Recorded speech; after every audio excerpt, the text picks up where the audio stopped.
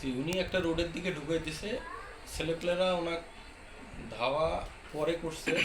আমি যেটা শুনলাম এলাকাবাসী বা রোডের গাড়িওয়ালা সবাই বলল যে উনি নাকি যারা ওইখানে শান্তিপূর্ণ আন্দোলনে ছিল একটা ছেলেকে থাপড় দিছে, ওনার গাড়ি আটকাইছে জন্য থাপড় দিছে, ধাক্কাইছে, যার কারণে ওই দেখছে সবাই। দেখার পর যে ইনি আমাদের গায়ে হাত দিল, ইনি কে? উনি বিএনপি নেতার পরিচয় দিচ্ছে। তো এখন যার কারণে উনি ওনার গাড়িতে একটু ওই যে গ্লাস ভাঙছে দেখলাম। ওইখানে ভাঙছে, উপস্থিত ওইখানে ভাঙছে। জি জি জি জি। কাকে ঠাপড় মারছিল মূলত? ওই যারা ওখানে ছিল তার নাম জনতা। না, নাম জানেন কি?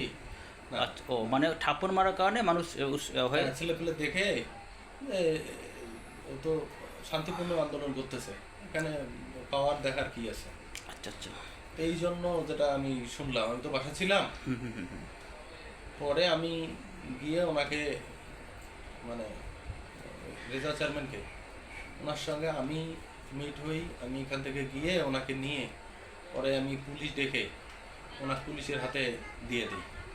উনি কি তখন ছিল কোথায়? কারো বাড়িতে আশ্রয় ছিল নাকি? তখন আমাদের লোকজন যেগুলো আমাদের অ্যাক্টিভ লোক, হুম। এই লোকগুলো ওনাকে সেফটি দিছে, মানে ওনাকে ওনার গায়ে যেন কোনো হাত না দেওয়া হয় বা গাড়িতে যেন আসর না করা হয়। এই জন্য আমাদের লোকজন খুব চেষ্টা করছে, যারা চিনে ওনাকে ও আচ্ছা আচ্ছা। তার বরাবর মানে আগলে রাখার চেষ্টা করছিল। আগলে রাখার চেষ্টা করছে, যারা চিনে ওনাকে। ওনাকে ডাংমার করা হয়েছে? না, ওনা করা ওটা উনিও বলবে না। ওনাকে এরকম কোনো কিছু শুনি নাই। ওনার কাছ থেকেও আমি যেটা জানতে পারছি যে ওই রকম কিছু করে নাই কেউ। শুধু গাড়ি ভাঙছিল ঘটনা করছে? শুধু গাড়িতে ঢিল দিছিল, ঢিল ছুটছিল ও এইটুকু। কাটকেল দিয়ে।